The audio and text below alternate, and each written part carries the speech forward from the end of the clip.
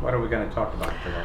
Well, today we're going to talk about that in every challenge, some people call them problems, I prefer to call them challenges, there is a lesson. When you have major challenges, there are major lessons in it. It is the universe is telling you to reprioritize or to change something or to look at something different. So when one has a challenge, it is natural, the human side of us, go to the negative. Well, how could he say that to me? They're being unfair to me. Why didn't I get this job? And, the list goes on and on. And I'm not saying that it's easy to accept these challenges, but I'm asking just to put a little spice in it. And the little spice that I'm asking you to do is to say a statement. Show me the gift, teach me the lesson. What is the gift in this challenge? We usually only see the negative and we don't see anything positive from it. But time goes by and you see, if that hadn't have happened, then I wouldn't be where I am here. So it's so easy to be judgmental and jump on a challenge and say, oh, this is horrible, this is unfair, why is this happening? When sometimes we need to just bring out and look for what is the gift here? What is the lesson that I need to learn? And when one does this enough times with their challenges, they're not going to be the major problems that we initially think that they are. There is a silver lining around all thunderstorms. So that was my first encouragement. Now, second, I want to read a poem, and I'm going to have to read it because I don't know it by heart. It is by Myrtle Fillmore, and Myrtle Fillmore is one of the co-founders of Unity Religion. Both of them were born in the late 1800s, so we're dealing with something that was going on at the beginning of the 1900s, just as a little reference. She was diagnosed with, I don't actually remember exactly what it was, but she had a very short time to live, and she decided that she was going to work on it in a spiritual way versus a medical/physical way. So I want to read a poem, very, very simple. And when I said earlier about affirmations, this is a perfect example of several affirmations. So I don't know it by heart, so I have to read it. It's called A Prayer of Faith. Like I said, Myrtle Fillmore. God is my help in every need. God does my every hunger feed.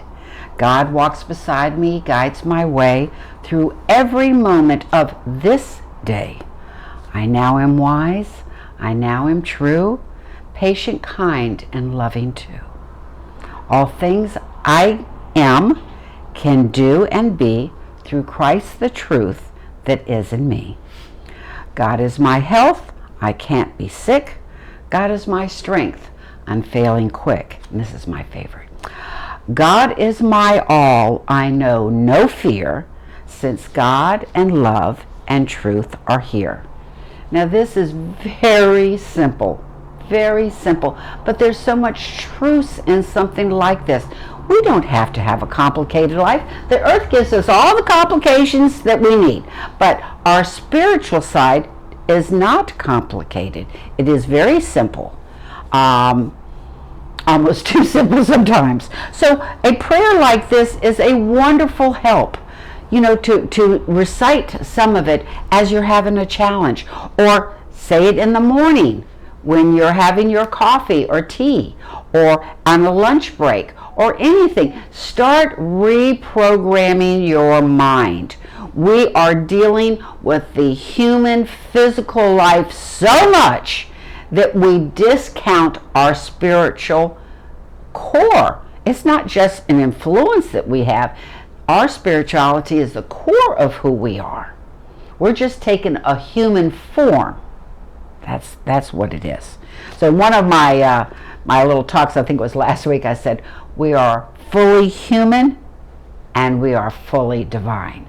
We spend so much time on the human aspects of life, because our senses, we're seeing it, we're smelling it, we're hearing it, we're confronted with it.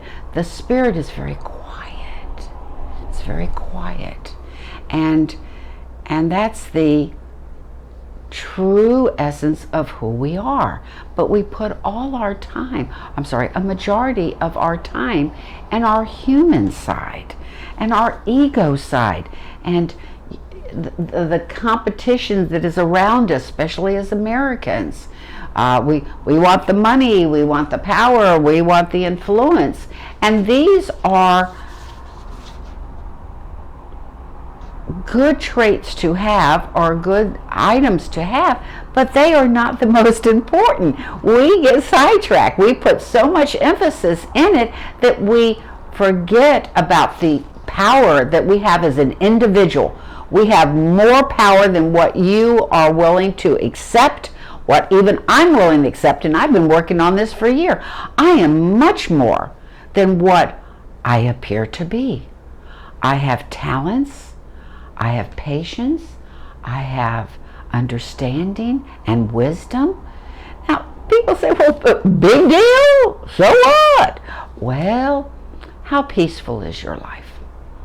Are you really getting where you want to go? To get a newer car, what is more important? Getting a newer car or doing something for yourself on a very personal level? Giving to individuals without expecting something in return. That's true happiness and joy, when you give without an expectation of return. That's the thing that makes you feel the best. When you mow the lawn or cook a casserole for your elderly neighbor, that makes you feel 10 times better than getting a raise. Now, of course, there's going to be a lot of argument. There's going to be a lot of argument with something like this, but I'm telling you, we are underestimating and undermining the spiritual side of ourselves. So in a little prayer like what I just said, and just to look at the world from a different point of view, a different perspective. There's much more out there than what we believe. And I have come to a point in my older age that in dealing with challenges / problems, that we naturally try and figure it out on a human level, a logical level, a reasonable level, way that our parents may have solved the problem, maybe not. But when we look at a challenge in a spiritual way, and we react to it with spiritual thoughts and behavior, it's completely different.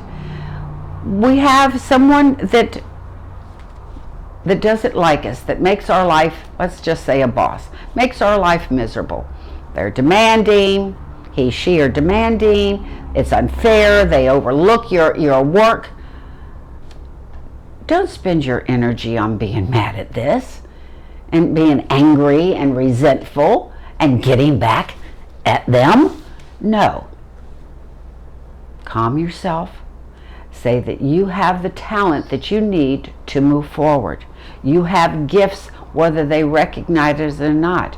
You have talents, whether it's recognized or not. You just keep on your path of what you know is right. You don't, if this one person doesn't see it, there'll be somebody else that will.